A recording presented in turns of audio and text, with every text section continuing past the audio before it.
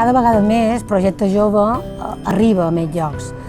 Intentem arribar als centres de salut, intentem arribar als col·legis, als instituts, a les unitats de conductes addictives, per oferir-nos com a recurs tant per les famílies com per els joves.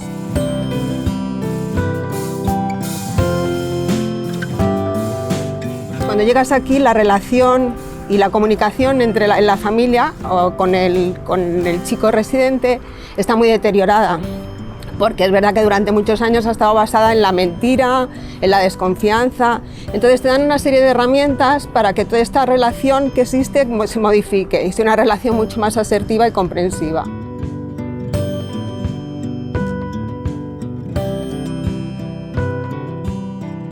Crec que se rompen els prejudicis també, que a vegades limiten o han pogut limitar aquesta demanda d'ajuda.